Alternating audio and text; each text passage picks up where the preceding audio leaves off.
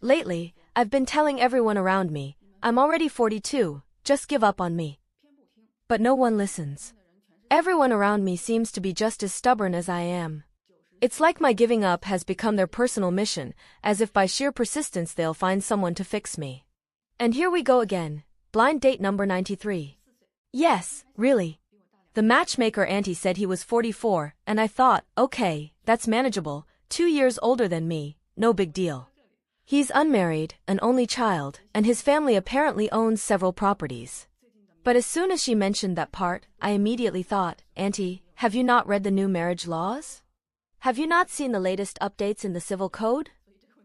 If his family owns those properties, that has absolutely nothing to do with me in case of divorce. At most, I'd get the privilege of living in them for a while, and let's be honest, I'm too lazy to even be excited about that. And after all these setups, I've learned not to get impressed by other people's assets. Anyway, we added each other on WeChat, and then came the twist, he wasn't 44. He was born in 1979, year of the sheep, which makes him 47. That's 5 years older than me. The second I realized that, all my motivation vanished. It was like someone hit the off switch. 47? At this point, even the idea of dating doesn't feel sweet anymore. You don't fall in love, you fall into routines. Then came the photo. Of course, it was one of those mirror selfies, phone held awkwardly in front of his face. Why is it that so many men say they don't like taking pictures, and then when asked for one, they snap something last minute in the bathroom mirror like they're being held hostage? Not to brag, but after over 90 blind dates, I've developed a kind of radar. Just by looking at how big the phone looks in his hand, I can estimate his height with a 3 centimeter margin of error. And of course, I was right. He wasn't tall. Definitely not within my preferences. And it's not even just about looks, it's about presence. Energy. That wow factor. And there was none. His photo screamed uncle. And I mean that in the least flattering way. And then, as if to complete the image, he started sending me long voice messages. Like, full 40-second monologues. We just added each other, and he's already rambling into my ears about who knows what. Every word only reinforced the old man energy. His tone, the rhythm, even the topics, it felt like I was listening to someone explain how to fix a water heater. I responded politely, said I was going to get ready for bed, and he replied cheerfully, okay. Talk to you tomorrow. Bless him, he had no idea I was already mentally checked out. 2 days later, the auntie asked me how it went. I told her he seemed like a good person, probably quite decent overall, but the age gap was too much for me. I said, I'm already not young myself. Add 5 years on top of that and I just can't see it working. The auntie wasn't pleased. She sulked a bit. But I can't be bothered with that anymore. I've spent too long trying to be polite for other people's comfort. I figured that was the end of it, but then the guy messaged me again. I told him, maybe auntie hasn't updated you yet, but I've thought it through and I just feel like the age difference is a bit too much. I don't think we're compatible. And to my surprise, he took it really well. Genuinely warm, actually. Said he understood, that it was okay, maybe the timing just wasn't right. I kept apologizing out of habit, and he kept saying it was fine. It's just that fate hasn't arrived, he said. And honestly, that felt surprisingly mature. He's a music teacher, teaches instruments, said he's been doing it for 20 years.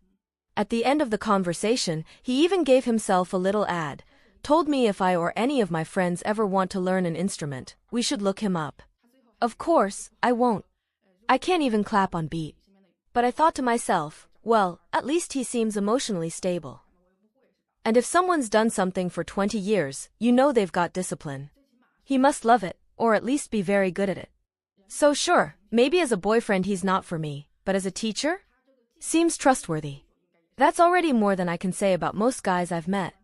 And just like that, blind date number 93 ended, once again because of the age gap. I don't even know what to say anymore. There's nothing left to summarize. No conclusions. Just this weird feeling like I'm now kind of looking forward to number 100. Maybe I'm getting too ambitious. But honestly, after this many awkward introductions and disappointing exchanges, it's like I've started collecting them. Each one is another story. Some funny, some cringe, most just baffling. I don't even expect romance anymore. I just want good material. Maybe date number 100 won't bring me love, but maybe it'll give me a solid season finale. And honestly, that would already be enough. I'm 32 years old. Single. No kids. No husband. No career. No property. No savings. And 200,000 yuan in debt. That number alone feels like a full stop to my life. But the truth is, it didn't happen overnight. This is the slow collapse of a woman who never truly chose her path, and now finds herself trapped in a life that feels borrowed, broken, and painfully empty. When I was in my 20s, everyone around me seemed to be making these big, defining choices. Some were getting married early, building families, and settling down. Others were going full force into their careers, studying hard, taking risks, climbing corporate ladders. And me? I did neither. I was always the less attractive one in my friend group, the girl who was never really noticed. Maybe because of that, I started relying too much on the voices around me. My friends used to say, "Life is short, live it up while you're young." And I believed them. I thought that maybe if I just enjoyed the moment, if I filled my days with shopping, trips, and pretty photos, something would eventually fall into place. Love. Purpose. Success. Something. But nothing ever did. Now I look around and realize all those friends who once laughed with me in rooftop bars and sent me links to flash sales, they're married. Some have kids. Some have mortgages. Some even have husbands who pick them up from work. And me? I'm still here, renting a tiny apartment I can barely afford, scrolling through old photos trying to convince myself that my youth wasn't wasted. I have no husband. No stable job. And worst of all, I don't even have peace. My 200,000 yuan in debt didn't come from one bad decision. It came from 1,000 little lies I told myself. I deserve this. It's just one more dinner. I'll pay it off later. I lived on borrowed time and borrowed money, and I treated every expense like it was a harmless indulgence. Whether it was 100, 1,000, or 10,000, it all felt the same to me. When one credit card reached its limit, I got another. And another. Until the weight of it all started crushing me. It might not sound like much to people online. But for my parents, rural workers who spent their whole lives waking up before sunrise and working with their hands, that kind of money is a lifetime of effort. And I wasted it in 3 years chasing a lifestyle that was never truly mine.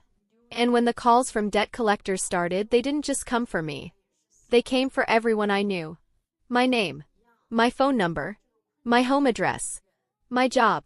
Even my parents' information. They contacted people in our village. Neighbors. Relatives. Strangers. Everyone knew. And my parents, humble and decent people, suddenly had to walk with their heads down. My shame became theirs. I humiliated them. Not just in private, but publicly in front of the entire village. Now I can't sleep. I wake up in the middle of the night sweating. I check my phone and see new messages from creditors and I freeze. I feel like I've ruined my life. Like I've wasted my best years on noise and nothingness. There are days when I can't even get out of bed. When the silence of my apartment feels like it's swallowing me whole.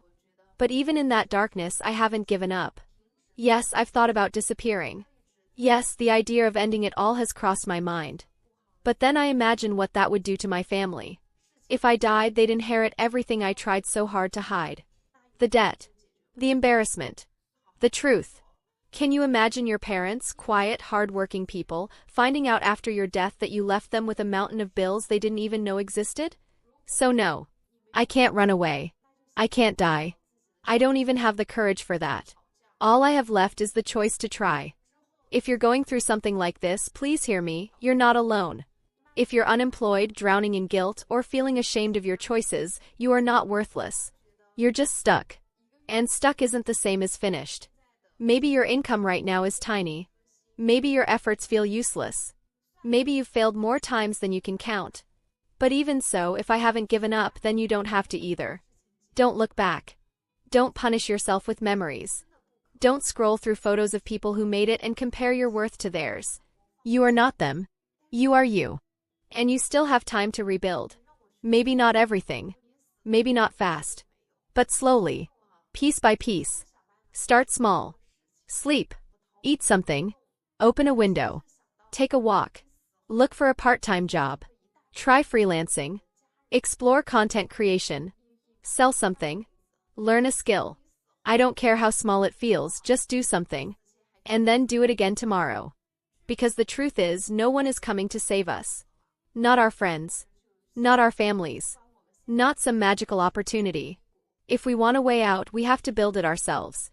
No one will pull us out of the hole, only we can do that. And if ever you start losing hope again, come back and read this. I'm older than you. I owe more than you. And I'm still here. Still trying. So what are you afraid of? Don't give up. Please. Not yet.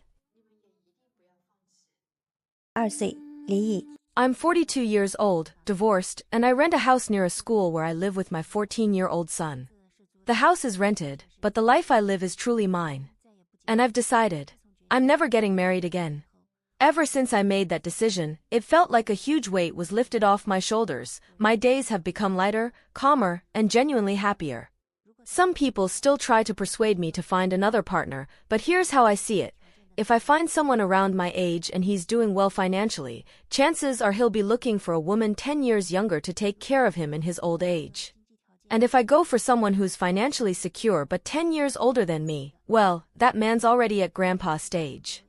And honestly, if I'm going to end up raising someone else's grandkids, I might as well enjoy life for a few more years and then raise my own. Besides, being a stepmom or a stepgrandma isn't for just anyone.